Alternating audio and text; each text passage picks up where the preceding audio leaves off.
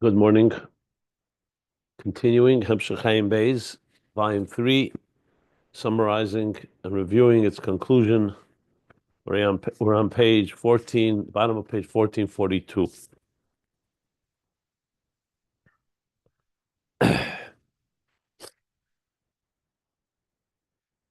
Learning about the Yichud. There's the Yichud Mamata Lamayla, which we learned about in Shema, Hamayrik Be'echad. And then there's a Yichud Mamayla Lamata, Kadam Lichte Lamayla Lamata, Dal Ruchas Elam. So Hamayrik Be'echad was discussed at length earlier, primarily on page 1421 and on. And here on page 1442, been discussing Mamayl Lamato, which is that all of existence is really Elokus. And the Rebbe Rashab, in a methodical way, has been building the case, first by establishing from the Maimer Mika Moicha, or the Rebbe Marash, Tafresh Chavtes, that everything is really the Koyach Elikiyah Mahava Esei. And one of the arguments he made for that was because everything is a composite of Dal Yesedis, so the Koyach HaMarkiv, something has to hold it together, and that's the Koyach Eliki. And to explain that, he brought about Ein Arech Lecha Be'elam Hazeh. He went further and said that if you really want to understand God, the infinite distance of God, you see a dafka from the Yesh in this world, because Ohr is a revealer, and it connects, and it's me'ain, and in many ways it reflects its source. The Yesh, Ne'elam Hazeh, Mitzias, or in general the Kalim, don't reflect their source. So that tells you that the source is in the form of its chachus, something completely beyond. And that, he said, once you know that, that's not like Yesh mi Yesh. In other words, there's nothing in common between existence, Yesh, and the Ayin. That also tells you that you need a constant renewal, a perpetual renewal of his chachus to keep the Yesh in existence. And if there was a hefsek, it would cease to be altogether. That's the difference between Ayin Yesh and Ilah V'Ol. And then the final piece in this paragraph that we learned on page 1442 was the Medrash Einoid, that Einoid is afilu b'chalol shaleilam. So what does that come to add? So he says that's the shimu, the root of the containers. That's the cholol. That's the cholol. The cholol that was left after the tzimtzum is a space. That space there was a trace called the shimu, the root of the kelim, and in general of mitzias.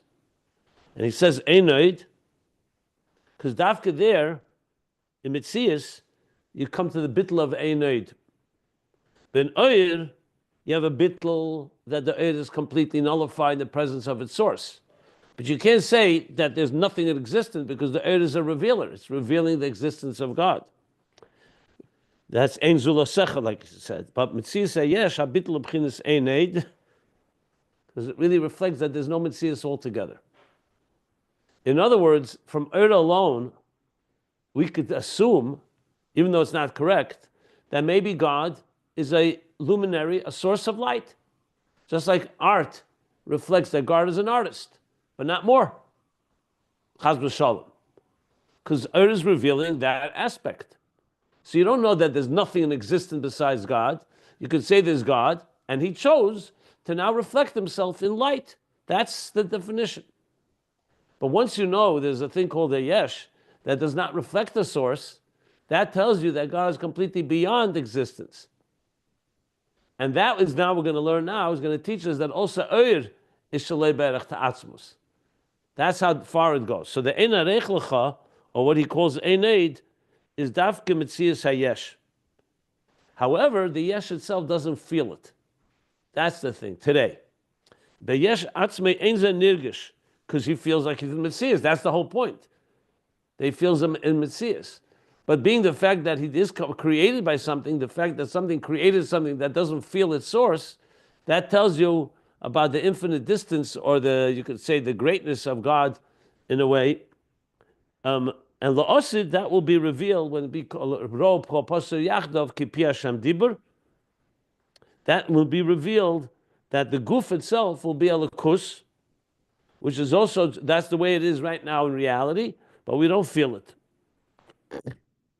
And now let's continue. He's going to say, so this now teaches us about the bittul of Ein Eid, also regarding everything else in existence, including Ohr. Omnam, the new paragraph on the bottom of page 1442. Pages can be found at ayinbeis.com. So he says, Omnam, mizeh, she'ein arech be'elam hazeh. Now, however, from this, that we just concluded, that from in ein arech of elam hazeh, this world, teaches us of God's complete distance, completely beyond existence, the misavas yesh on yedim inyan ein arech, that from the creation of the Yesh we know this idea of this infinite distance of God's presence, of God's reality. She'iev shaliyas be'inyan acher kanal.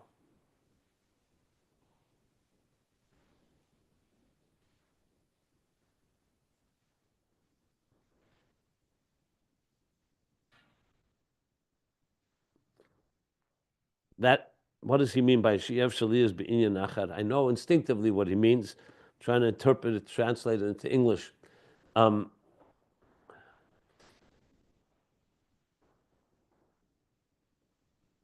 In other words, that God is completely exclusive and unique.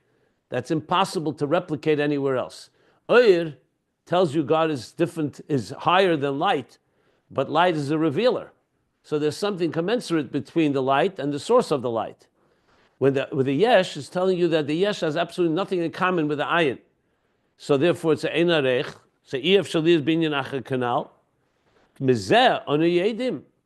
We don't only know that the Yesh is completely distant from the Ayin, but also we know from this shegama erhu be'ein arech, that also the Ohr is be'ein arech. Once you know that the Creator is completely beyond everything, now you can apply that to everything. That Ohr too does not give us really a taste of God. Yes, it gives us a taste of God's revelation. That also Ohr is be'ein arech, and its creation is also with an infinite leap. So from Ohr alone we wouldn't know it, but from the Yesh we know it also about Ohr. We've learned this point earlier as well, you may recall. I have to find it, it was on the left side of the page a while back. We learned about how the Ein Arech is taught to us from the Yesh about the Ohr as well. Shari ha'Ohr, and he explains now. Because Ohr, now Ohr, we've expressed many different ways. I like to define Ohr as expression, even though it means revelation, light, energy. But the truth is, it's about God expressing himself. That's what Ohr really is. So he says, one second, let me just finish here.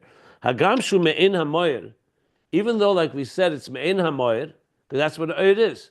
The nature of Ohr is that it reflects something from its source. Just like sunlight reflects the sun, the light of the sun.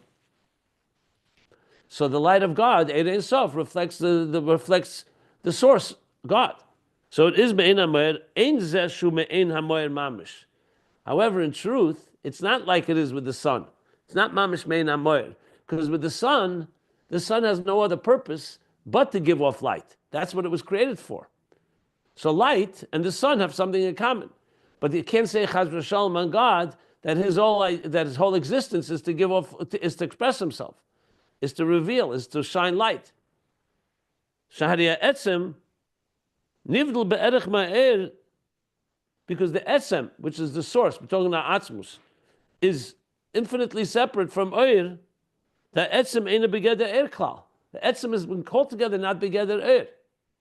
Only from Ohr itself you wouldn't know that, because the Ohr reveals the Maor, reveals God as an expresser. Like I gave the example, a teacher is teaching his thoughts to students. So yes, the ideas that he's sharing tell you that he has those ideas within him.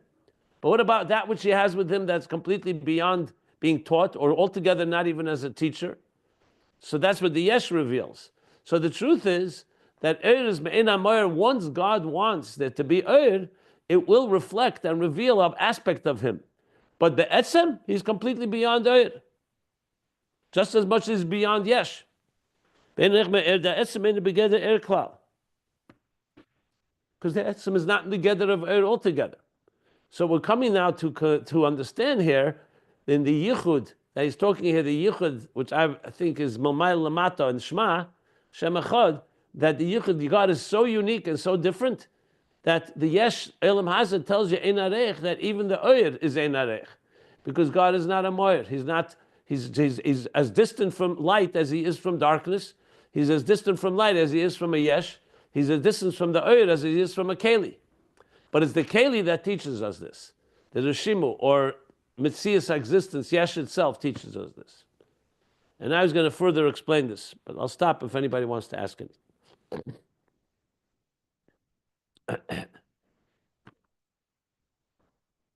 As I said, I believe we learned this earlier. I want to find it because probably could help us understand this as well, but I have to look.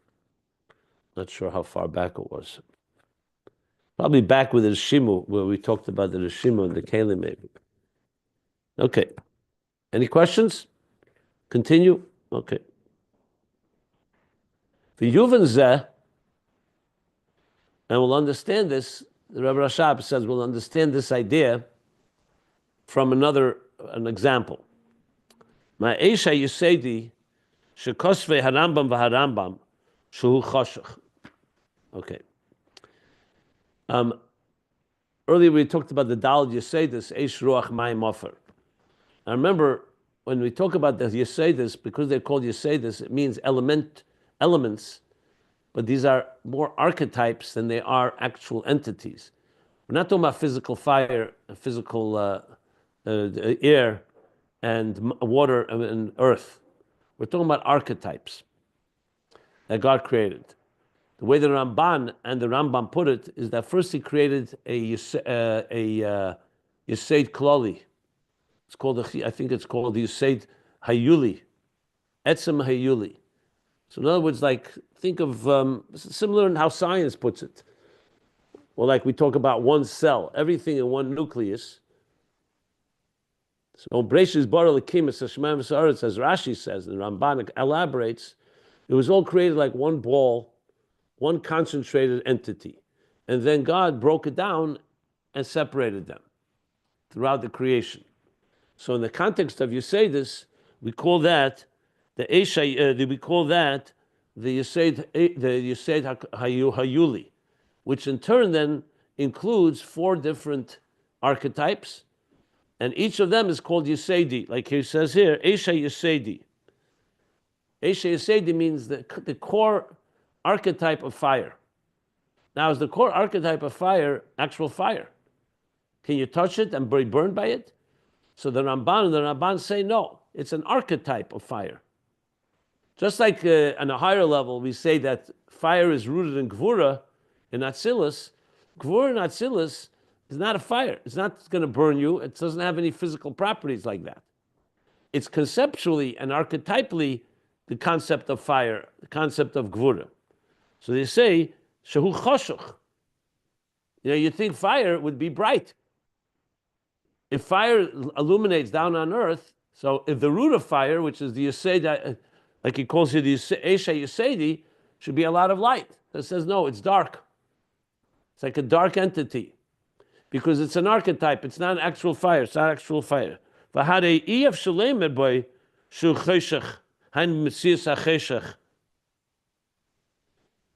you can't say what they mean by that is that it's dark. That means it's dark as opposed to light. What they really want to say is that's beyond the properties of darkness and light, because it's an archetype, it's a concept, it's a conceptual fire. Because that's the opposite of its muhus. It's eish.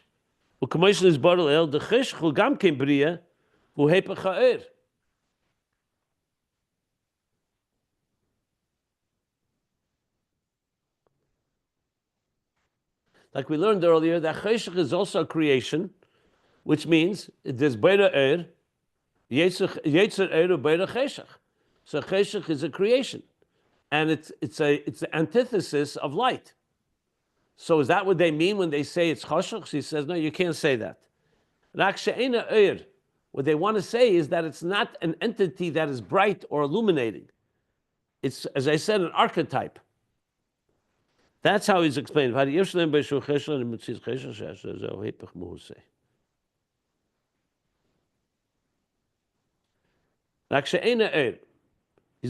to bring an example for the etzem that's higher than being a source for light. If you say the Eibishter is higher than light, you're not saying he's dark. You're saying he's beyond the concepts, beyond these definitions, and beyond these identities called light and dark. And to indicate on the fact that it's not an illuminated state, next page, that's why they call it, the Rambam and the Ramban call it cheshech.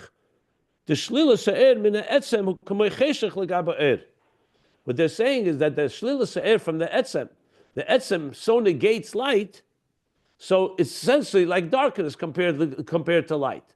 But it's not a state of darkness as dark as opposed to light. It's a state of beyond revelation, essentially. Beyond air.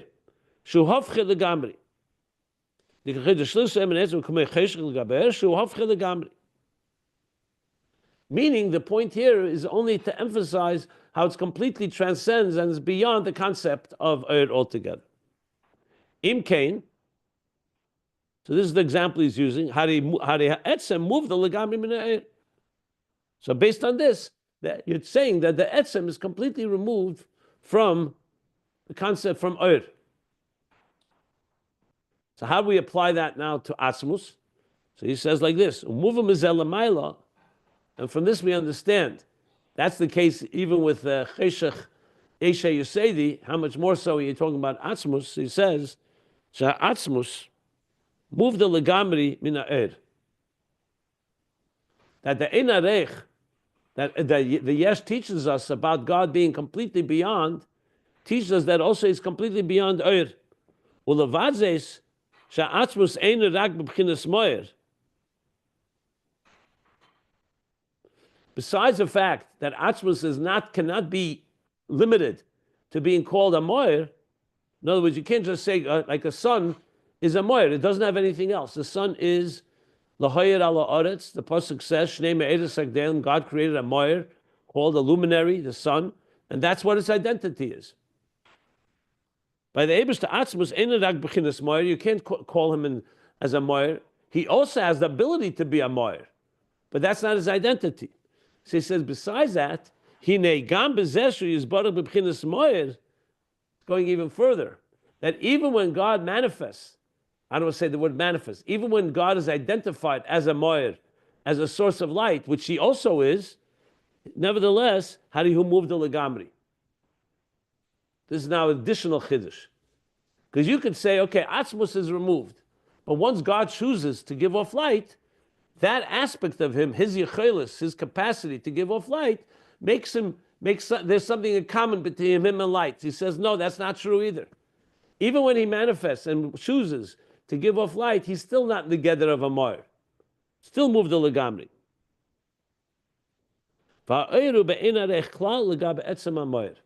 And therefore the Ohr, in all circumstances, always remains infinitely distant compared to the etzem hamoer.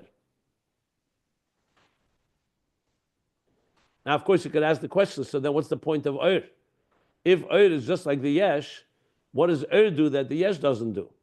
They both are infinitely distant. So we'll get to that shortly. But meanwhile, he wants to now emphasize this aspect that we're learning about the true reality of God. We're learning from the Yesh below.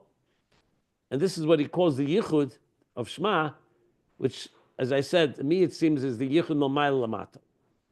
Because it's talking not about existence, it's talking about all of existence is really only godliness. And now he's saying even the existence of light is also infinitely distant because the only true reality is Atzmus. Okay. Because it's Ritzaini. One second. It's not finished yet. There's more to say, but if anybody wants to ask anything, I'll keep stopping because it's a dense piece. The oil is main a moil, but still the moil is a dover nifrod legamrei. It's It's Ritzaini. It's not like his son, Oyer and Oyer Shamesh, which is one thing. Because it's Ritzaini, that means it has nothing to do with it. The Eibishter made, it should be a Oyer Me'ein Amoyer, correct? Well, he didn't use the word Ritzeni here, even though it is correct that it is Ritzeni. I mean, it's not. He doesn't have to give off light. He wants to. He didn't use the word Ritzeni, but bottom line is we're going to talk about why Oyer is Me'ein HaMoyer, if indeed he said before it's not Me'ein HaMoyer Mamish, because the Moyer is higher than Oyer altogether. So what does it mean that's Me'ein HaMoyer? So we'll talk about that. Obviously, that means after God reveals, he's revealing something through Oyer. But the bottom line is that that Atzmus is movdal from Oyer as much as he is from anything, from Yesh as well. So the truth is, from Atzmus' point of view, Oyer is just as distant from Atzmus as Yesh is. Why is it called Maor? I understand what you're saying. Well, that's why I said we're in the middle of learning. We didn't finish learning this yet. Let's continue reading, and it'll become clear. Why is what called? But the Eibush is not called Moyer. You can't call him a Moyer. He also has the ability to be a Moyer, but that's not his identity. The Son is a Moyer. So the Eibishter is not called Maor. The Etzem, no. But he also has the ability to be a Moyer. But even then, he says it's moved to Legamri. The bottom line is Atzmus cannot be mugder and defined in any way. You can't call him light. You can't call him a source of light. You can't call him darkness either. It's completely beyond all these definitions. But let's just be patient. He didn't finish yet. Let's continue seeing what he's going to say. Well, Achain, continuing on, what we've established now is that Ein Arech Lecha of the Yesh teaches you also about the Ein Arech of Atzmus from Oyer. That's the main thing he so far emphasized. So now he says, "Well, Lechein min Eir onu yodim rak mitzias haMoyer." So now, what do we know from Oyer?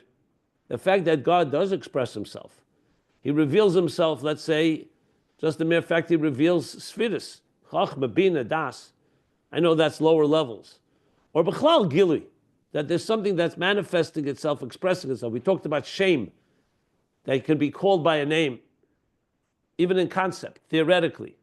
So what exactly is Oyer revealing? So he says Oyer reveals only that there's an existence of a Moyer. So Oyer tells us that because the Oyer is coming from Atzmus, you have to say that there is the existence of something that's the source of this Oyer. That, yes, but it doesn't tell us what it's like. Sunlight tells you a lot about the sun. It's not the sun itself, but it's revealing to you the properties of light that come from the sun. Oyer tells you that there's a source. Yesh doesn't tell you there's a source, because the Yesh doesn't feel the source. Oyer tells you there's a source, but only Metzias HaMoyer. Know that you know there's a source. Oyer is telling you, if I exist, it means I came from somewhere. But the question is, what can you tell us about where you come from? It says, Eichu ma? Lo yineda mize eichu ma hua etzem. Very unique language here. So you don't know much about, you don't know anything about etzem. You just know that there is an etzem. V'kolshkein shalei neda me'itei muhusa etzem. And for sure, you not only don't you know what the etzem, he says for sure. No, let me correct that. We don't know eichu ma the etzem, what the etzem is like, and for sure we don't know the muhusa of the etzem, the personality of the etzem. Again, sunlight tells you about the etzem. It tells you a lot about the sun, because the sun was created in order to give off light. But Atzmus is beyond Oyer and beyond Moyer. So even though Oyer does reveal there's a source, but at the same time, it doesn't tell you what is that like, and definitely not what its inner personality is like. So basically, if you think about it, what Oyer does, it's a revealer that there is a creator. let me put it this way. If God only created the Yesh and no Ohr, you could say, you know what? How do we ever come to revelation? How do we ever come to be aware of godliness? The very awareness was not created. The concept of awareness was not created. Ohr creates awareness. But an awareness of what? Awareness that there's a creator. Well, what about this creator? So he said, we don't know Eichoma, and you for sure don't know its Muhus. This is a very heavy piece. Don't. I'm not trying to minimize this is a serious contemplation needed here, but that's what he's saying so far.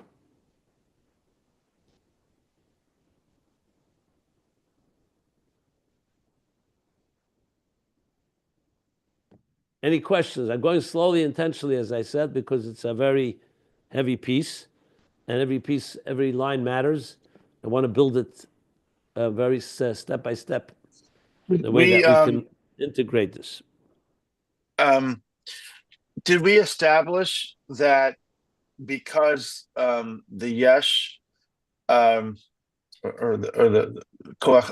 just the Yesh, the Kalim, because they don't reveal anything about Atzmus, about their source, that essentially they're closer, if you will, kiviyachol, than even light itself? You said that Atzmus is infinitely distant from both, but can we say that Yeshus, being, tangible being, is actually closer to godliness than light, because the Yeshus tells you nothing about God, which tells us that that we don't know anything about God, meaning it's closer to understanding God than light, because it indicates on the very fact that we can't know. And Yeshus does tell us that because we don't feel God, that God is infinitely distant from Yeshus, which tells us more than light. Light would be seemingly deceptive.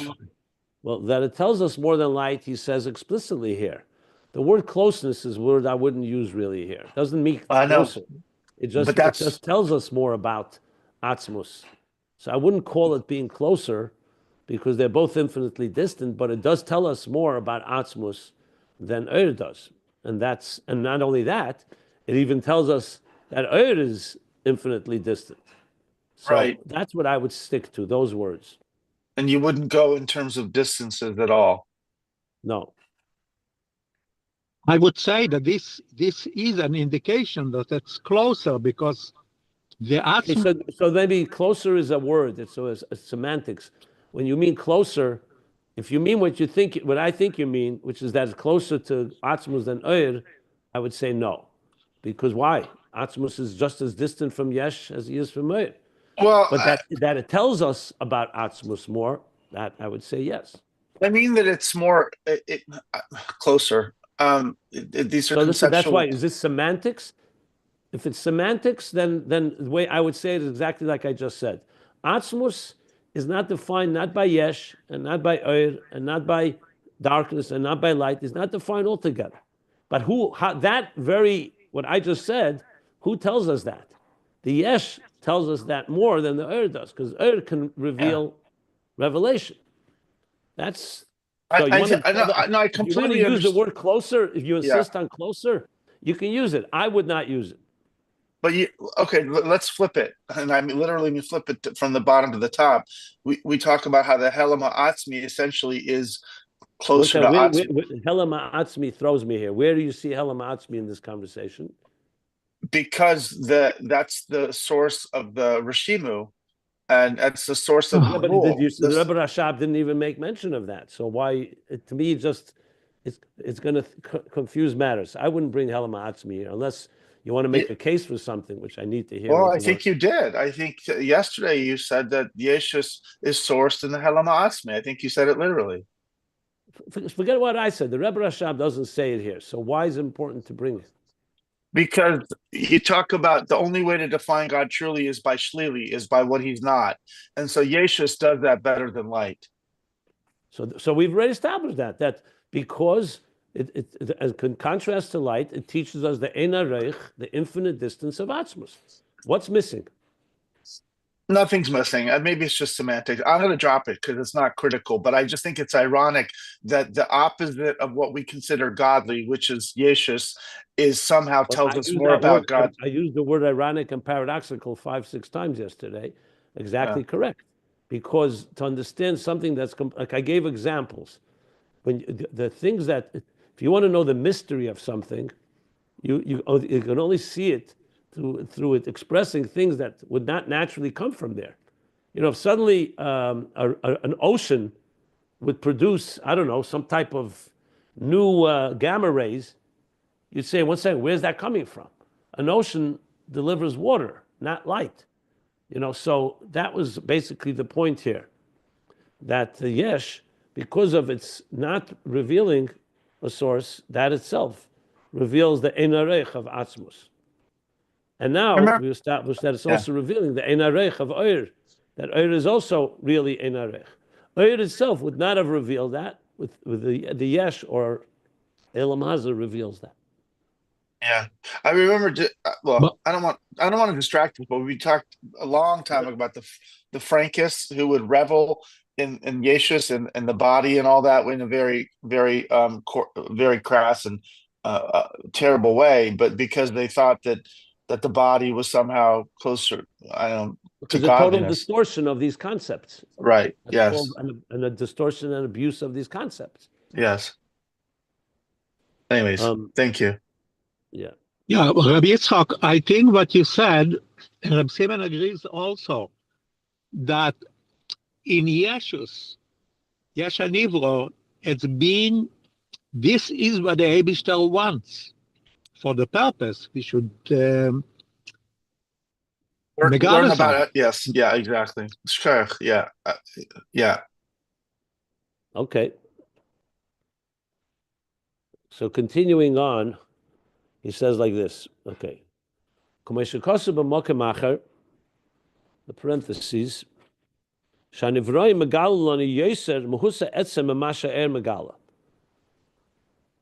Like it says elsewhere, he's connecting it.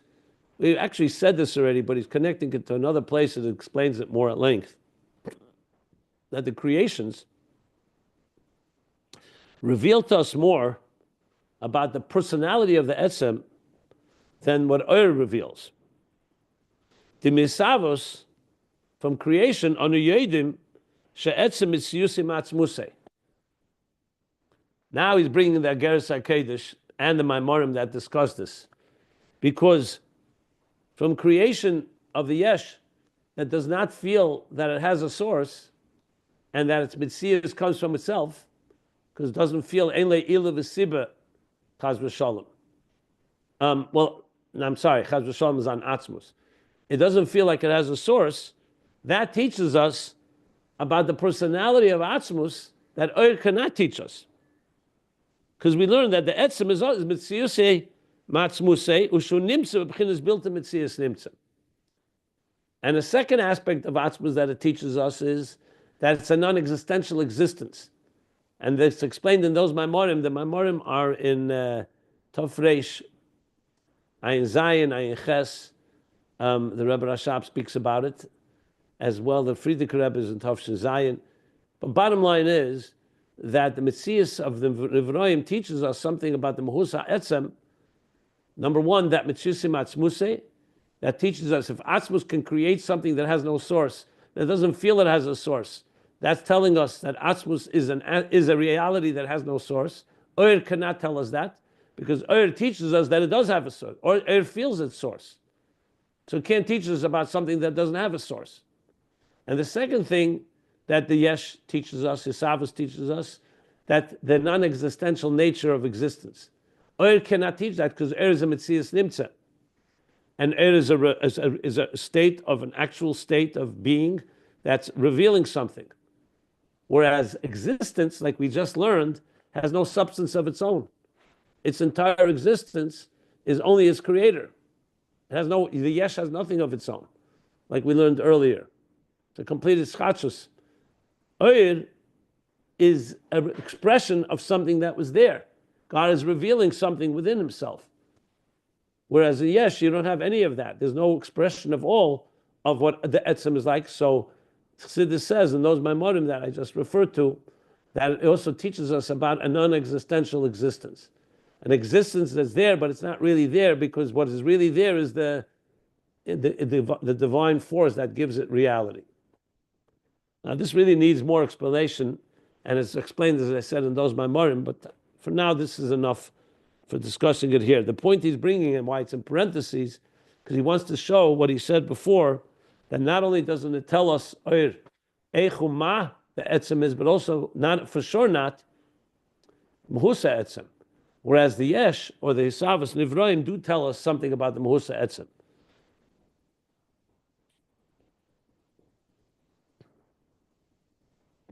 Okay. So that's the Ohr itself, therefore is infinitely distant from etzem. And also the manner in which it's created, is also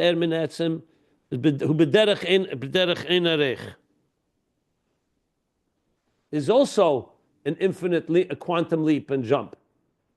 Because you could argue, okay, the Ohr does not reveal the etzem because etzem is beyond Ohr.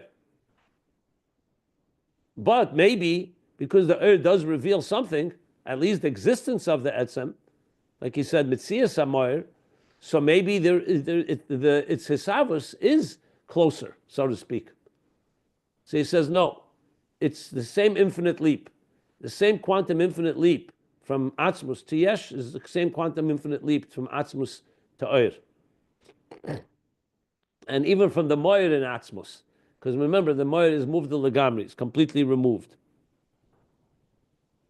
In other words, to put it maybe a little more in Baal Batisha terms, let me say this.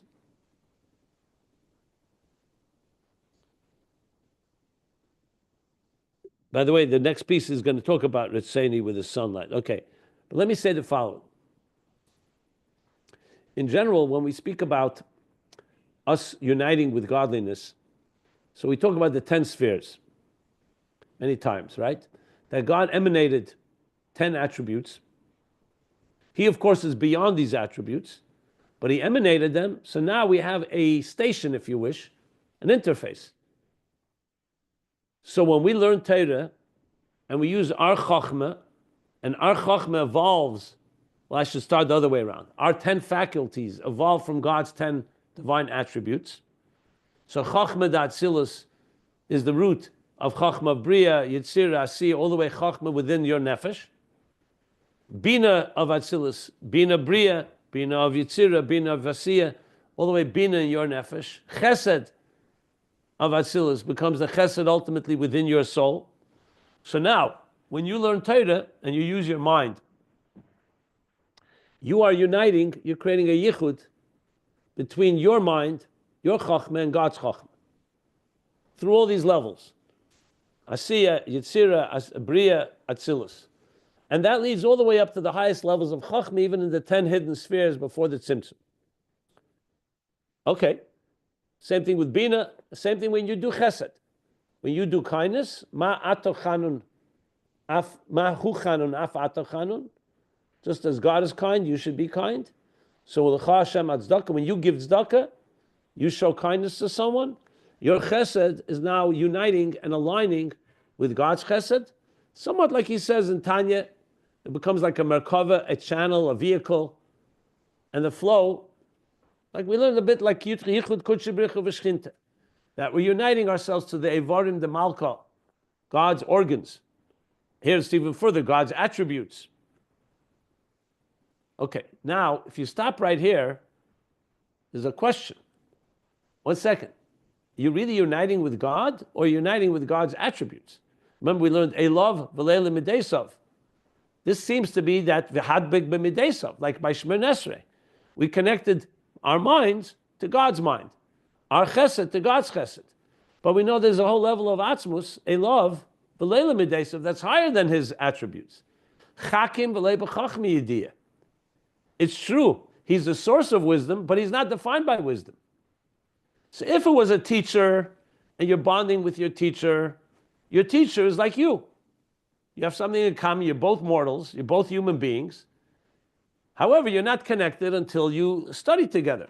You study together, your mind becomes one with your teacher's mind. Or the same thing, your mentor who teaches you chesed. So when you do chesed, you're connecting to his chesed, etc., etc. But that's only entities that have something in common. Atzmus is beyond chokhmah and beyond bina and beyond chesed. So what about that part? Are we connecting to that? And the answer is yes. However, it's in stages. The first thing we do is connect to the divine as he relates to us. That's more the chokhmah, bina, das, chesed, etc. Then you come to realize that this God, the mind of God that you connected with, doesn't define him. It's a part of an expression of his. You can call it, it's a gilui, an ohr. But then you come to realize that even this ohr of chachma is also inarech to Atzmus. Initially, you're connecting to Atzmus, to God as he manifests through these attributes. But ultimately, you want to really connect to God that's beyond the attributes. And the interesting thing is that even when God is called a chacham, and chachma, he's still moved the lagamri. You don't know that initially. Initially, you're connecting with God as you can relate to him. Like we've talked many times, first you would begin like mamala kalam. God provides you health, food, sustenance, family, life. So you thank Hashem. Baruch atah Hashem Elokeinu melech haolam, hamoitzi lechem min haaretz. You're thanking him for the bread that he's given you. That's the divine, but then you say to yourself, 1 second, is that all God is to provide bread for me? It's a beautiful part, and he's definitely providing the bread, and it is coming from Hashem. It's a bracha from Hashem. But then you come to realize that Hashem is not defined by that, and even when he's providing you bread, that's not his definition. He's moved the legamri, even when he's manifesting as a chacham, he's really beyond chachma altogether. And that's the ultimate, obviously, challenge. How can we connect to something that is and is not at the same time? But that is ultimately what true Avodah does. You begin with Yichud Tata, first with a Yichud that you can relate to, know it's God on your terms, but then you start coming to God on God's terms, and then you realize that God's terms and your terms are all one, and by God, he's equally distant and equally engaged, even while he's distant, and he's distant even while he's engaged. Like we learned in the Mitler Rebbe's Maimer, Hu Mekayme Shaleilam ve'ena Ela Mekayme. He's the space of the world, but the world is not his space. Remember, Iu Tofis, Elei Tofis Bey. He manifests in everything, but not everything manifests within him. So he's the space of existence, but the existence is not his space. But we have to go through step by step to get to appreciate this. And ultimately, we come to learn that it's all connected. But we have to go through at least 3 steps. One is God on our terms. In other words, the Chachma connection, the Chesed connection. Then God beyond our terms. And then realize that even when God is connecting with us as a Chachma, he's also moved the Legamri. So Ohr is the second, is the part where, is the first part, is where we have a connection. That our Chachma connects to God's Chachma. So we know God has Chachma. Then the Yesh tells you, 1 second, Atzmus is completely beyond it all. And then you come to learn that even when he manifests as a Chacham or in any form of Ohr, he's still completely moved the Legamri. And you really want to have all the above. Both revelation, God's being beyond, and the beyond itself is being expressed in revelation. So God never becomes us. He always remains removed, but he also has the capacity to connect to us on our terms, and yet at the same time retain the Atzmus part, which is completely beyond.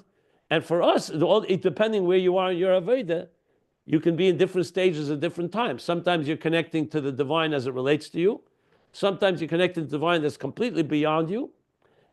And ultimately, you want to have a joining of those two, which, as we're going to learn at the end of Ayin Beis, literally the end, where he talks about the yichud of the two yichudim. But that's literally what this is all building up to. So I hope that was helpful. It was very helpful. Did you say that? So let me just say one final slide. So the Yesh teaches us, Ohr teaches us about God's expressions, about his giluyim, about what he has, his qualities, his attributes that we can relate to. Yesh teaches us Mitziusim Atzmus built in Mitzius Nimtza Atzmus is completely beyond Ein Arech. Then it teaches us that really the Ohr is also Bein Arech, and even what the Ohr reveals to us is also only a reflection and not the real etzem, like we learned. Only the Mitzius. And then we want to have the combination of both Ohr and Yesh. In the language of what we're going to learn, well, I don't know if we're going to learn it, but what I'm going to explain at least is the difference between the neshama and the guf. The neshama is like Ohr, the guf is like the kelim or the Yesh. You want the joining of both. But remember, the neshama itself comes down into the guf and is concealed there. So the neshama needs outside siyua, Ohr, Torah Ohr, mitzvahs, the siyua of the malachim, the angels, the Einei Ha'eda, the leaders. So that's all Ohr helping illuminate the neshama beguf for the neshama to be able to see in the dark, to the point that the neshama finally connects to its source, and then it can see on its own. And even furthermore, that the guf itself will be alakus. So you see here how Ohr and Yesh are going to be an interplay. Each one needs the other. Ultimately, the neshama coming down below is alakus shenasi Yesh, but it's ultimately in the guf and the nefesh abamis where the real etzem of the neshama is revealed. But it needs first the Ohr of the siyua of the Torah Ohr and Ner Mitzvah and other levels of Ohr to be able to access that. So that's in different language, a bit of what I just said now. Okay. Yeah, the last part definitely, we will delve into more, I'm sure. But I wanted to ask something you said at the beginning of this sort of mini lecture, if you will, about 10 minutes ago. I think you said that Atzmus is also infinitely distant from the Maor of Ohr. Did I hear you correctly? Absolutely. Because you would think the Maor is a sort of language we use to indicate on Atzmus. Because if Atzmus is not the Maor, then what is the Maor?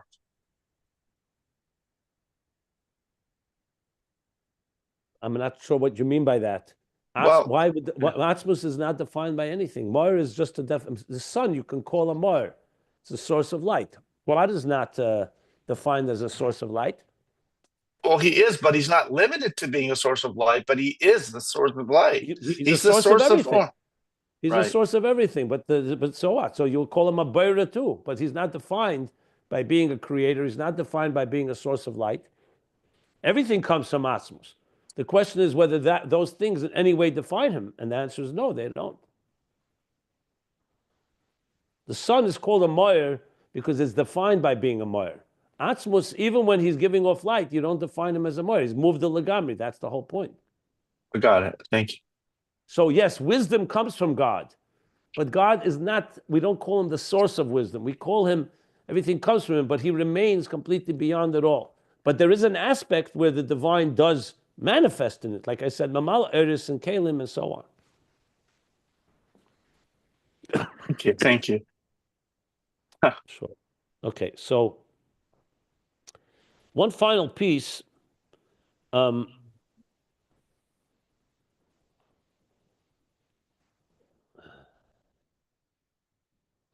the truth is, it's more than just a few lines. He's going to add now this piece about, I'll read a few more lines. So he says, the Havas said, Mina etzem is b'derech ein arech. So in other words, not just that Ohr does not define Atzmus, and we don't know from, and Ohr does not tell us Eichu Ma, what Atzmus is like, and definitely not the Mahus of Atzmus, whereas the Yesh does tell us something about that. So also the very creation of Ohr is a quantum leap. Shaharia Ohr min ha'Maor ein b'derech memela. This is an addition he's adding now. So this is now to teach us, as I said, not just that Ohr is infinitely distant, but its process of how it comes from Atzmus is not automatic. It's not like a given that since there's Atzmus, there has to be Ohr. It's not b'derech memela. It's not automatic. Meaning, God forbid, that as if it has to happen. Like the light of the sun. The light of the sun has no choice. It was created to give off light, and that's that. This is what was mentioned, Rab Shlomo mentioned before. It's a gilut it's God desires. Shamoshel b'zeh ma'ira nefesh. So Chassidus explains that mashal for this better than sun, because the Eira nefesh, Chassidus explains, is not forced. It is a ritzeni. Commission is barlil dibra masl sheftim. It's a longer discussion. I don't really want to go into it right now, but basically, Eir Hashemesh, the sun has no choice. Eir HaNefesh, the Nefesh does have a choice. It still chooses to give off life, because you think, oh God, why did God put a soul inside of us? The soul can't wake up in the morning and say, no, I'm not giving life today. And yet it's still called a Gilui Ritzeni, as he explains in Sheftim, with the different proofs for it. So Ma'achashu Gilui Ritzeni, being that Ohr from Atzmus is a Gilui Ritzeni, canal, both its manner of expression, meaning its manner of existence, its creation, is coming with a quantum leap because it's coming only because God wants it to be there. And its very existence is ein arech, because it doesn't reflect on Atzmus, because Atzmus is not defined by Ohr. So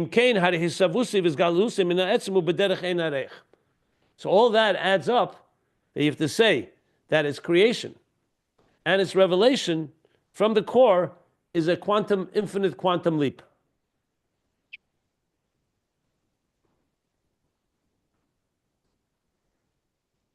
And I think I'm going to stop here because the next piece is going to go back to say, so then why is Ohr considered such a powerful force of revelation?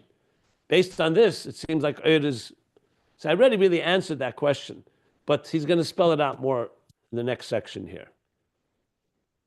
Okay, I'm going to stop here. I don't want to overwhelm more than necessary, because the next piece is a good few lines that need to be elaborated on. So we'll do that in the next class. We'll do that tomorrow.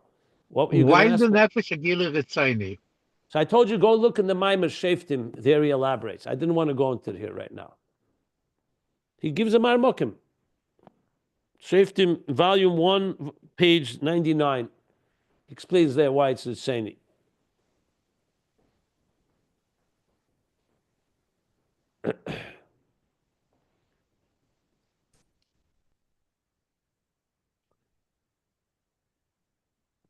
This last part that he said, that Gilui or is Ritzoni, it's just his choice to reveal. He didn't have to reveal, is another way of saying that he didn't have to create creation. He chose to create creation. That's correct, right? As well. That's correct as well, yes. Okay. However, the two creations, light and creation, are two different types of creations, and therefore each of them reveals a different aspect of Atzmus. Mm-hmm. That's the difference. Yeah, we talked, the whole class today was about that. Right. So from a point of view of Atzmus, they're both creations, so to speak. They're both a leap, in arech. But one teaches you more about the in arech, and the other teaches you more about the erech. Yeah. That's a nice way of saying it. There isn't. Remember, God is engaging with us, but at the same time, we ultimately come to realize that even when He engages with us, He's really beyond us completely. And you really want both. That's called what I keep saying about the interface. You want a full interface with God on God's terms. If you want it on our terms, then it's a very much easier process. We wouldn't need 1,400 pages of Ayin Beis for that. Then you basically say, God was mitzamtzim his Ohr, and our relationship is in the playground that God created for us to relate with Him. And that's that. But you're never going to be able to retrace the steps to pre-tzimtzum, and definitely not to Atzmus. This is a point I've made many times, I'm sure everybody remembers, right? This is a key element to the whole Chassidus, especially Chassidus Chabad, that we want a relationship with Atzmus, not just with Achirai, the Isei Ponai. We want to see God's face. But to do so, you have to go through a process of come to realize that God is beyond us, while he's even engaging with us. Now, initially it sounds like a contradiction, but that's why you study and you learn and you grow. And as you expand your containers, you come to realize that this paradox is not a paradox at all. Together with all of these, we know that, I know we spoke about it so many times, that Nis'ave HaKadosh Baruch Hu, he's far and everything is Ritzoni, but he desires us, which is not, nicht talking kasha Pasayda.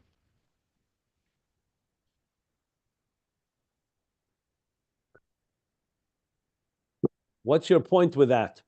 No, my point is, we explained so much how much Hashem is, the Atzmus is so much above everything.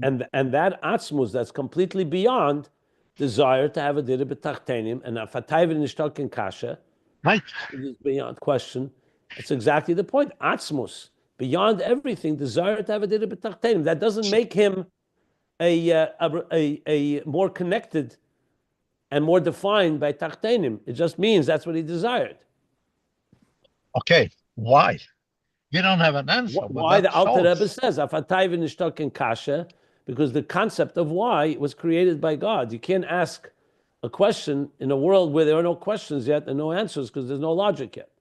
You're right, but that shows that there is something. That shows that what? That God is defined by being a Maor or a No, Beis? not defined. That we are part of him in his essence.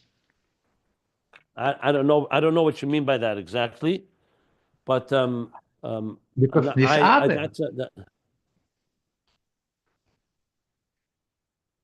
well, you're talking about whether the neshama is mushrish in this level of atzmus that's higher than all definitions.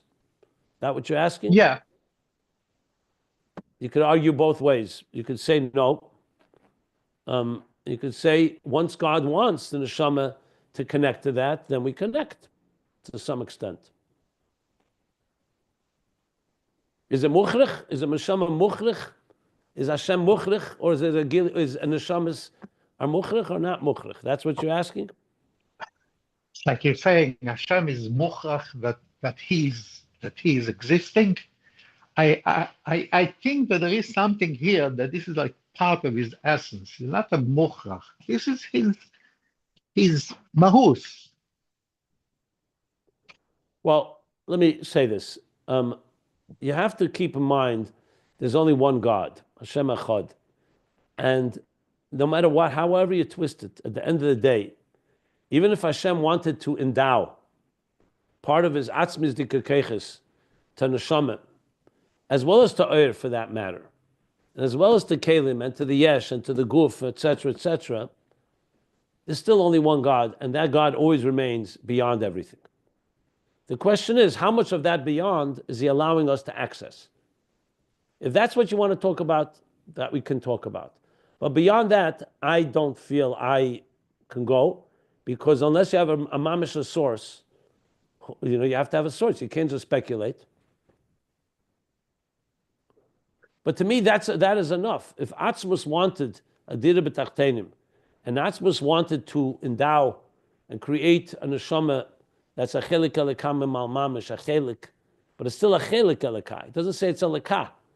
And that neshama comes down lamata, and the yesh lamata reveals, the guf is elikus reveals atzmus, mitzusim atzmusei, built to mitzias nimtza.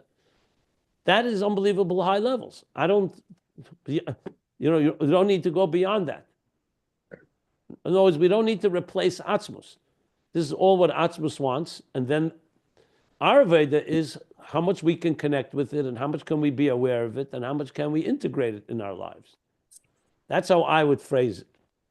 Rabbi Jacobson, to your point that you just said it, that we always talk about the artist, that he can create many art. He chose to do one, and this is this whole creation.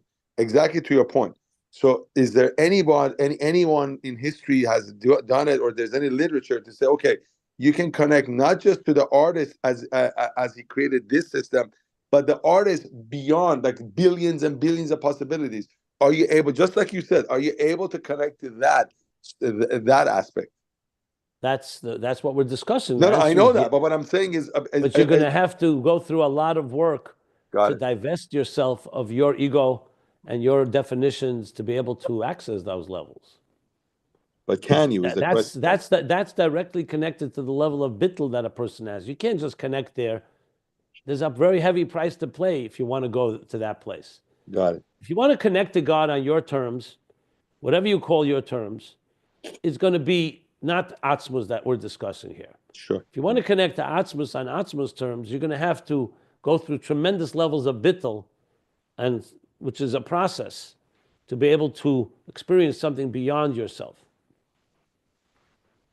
I'd begin with B'chol Levavcha, B'chol Nafsha, B'chol Meidecha. That's a good place to begin.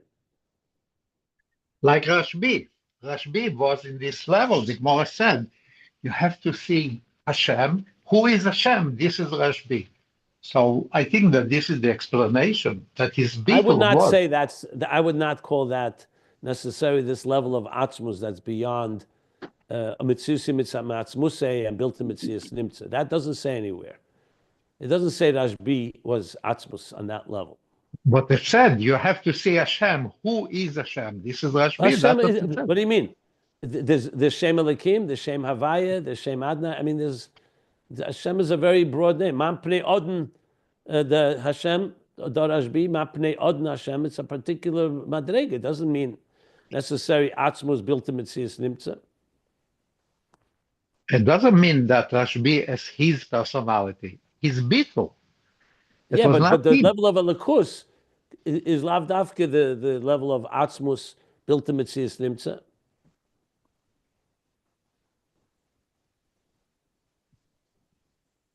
Are you finished, Rabbi Teichel? Yeah. You said you tossed out a pearl, a humongous pearl for me that I hadn't heard from you before, just in a brief kind of murmur almost. But we were talking about how you can't ask why somebody had a taiva, a desire to I mean, to do anything, frankly. But in the case of God, you can't ask why he wanted to create the world. Because he just wanted to. But it's not just that you can't ask that someone wants to like something, you can't ask why, because they do, they just like it. But you said something much more profound. What I said is true, but you said that the point is that you can't ask why at a level that is beyond questions like why, which is a level that is beyond the notion of logic, because logic and questions are godly constructs that came after Atzmus decided to create. Exactly. Did I hear you correctly? You heard me loud and clear, very correctly. Okay. Yeah. In other words, yeah. But once Nesava, then reasons were created. Right. So why assumes reason and gvul, but Atzmus precedes that? Again, what was your question? The notion of asking a question why assumes there's reason itself and gvul, there's definition. And that's not existent yet. And Atzmus precedes that. Right. Okay. Or the way the Alter Rebbe put it was, Afatayvin ishtokin kashi, he said. Yeah. In other words, why Nasa you can't ask. He's really trying to say is this, that Atzmus revealed to us a fact. I desire the dira b'tachtenim. It's connected to my atzmius. It doesn't need a reason. It's not necessarily fulfilling anything. It's not a need. I don't need you. I desired. The only word we humans have for something that cannot be explained is desire, nesava. That's the word God uses, nesava kodesh baruch hu. So it's really just telling us that it's coming from an atzmizdika place that's beyond definitions and beyond explanations and beyond needs and requirements. And that basically Atzmus is engaged with Dirva Tachtenim. Had he not said that, you could say God wanted a world, but who says that Ratzon is rooted all the way in Atzmus? Maybe it's lower levels of Elikus, so to speak. God, like I said before, he created a playground and said, okay, here you can connect with me on that level, but you're never going to connect with me where I am in my core essence. By saying the Sava, you're saying that God, the Atzmus, wants a Dira B'tachtenim. And therefore the engagement ultimately is with Atzmus.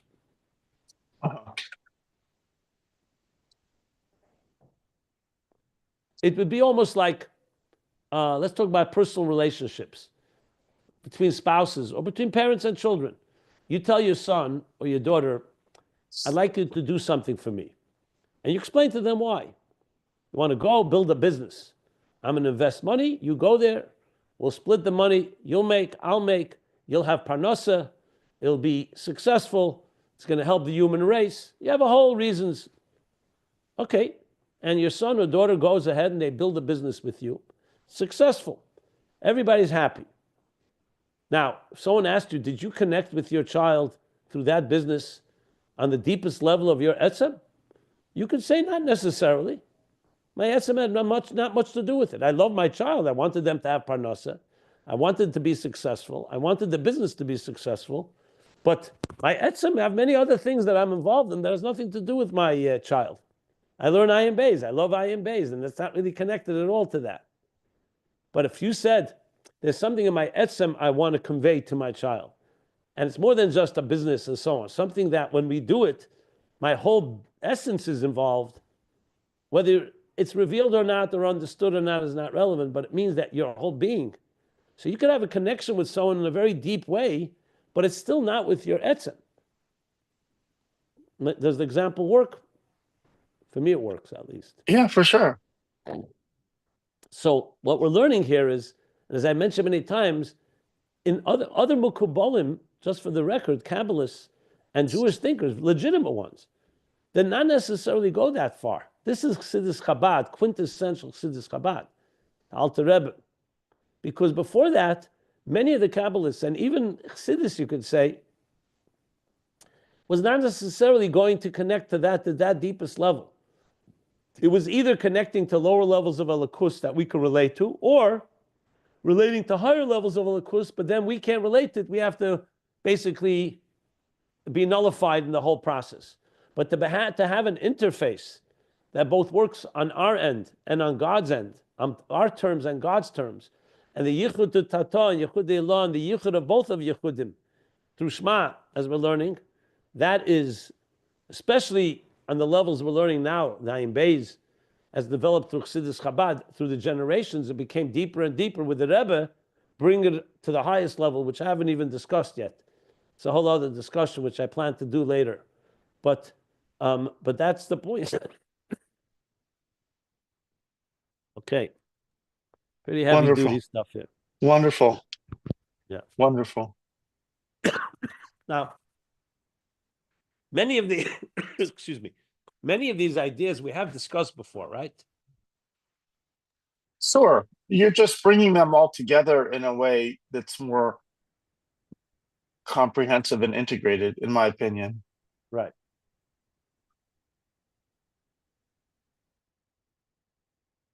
Okay, so we'll stop here. Stop here. Middle of page 1443.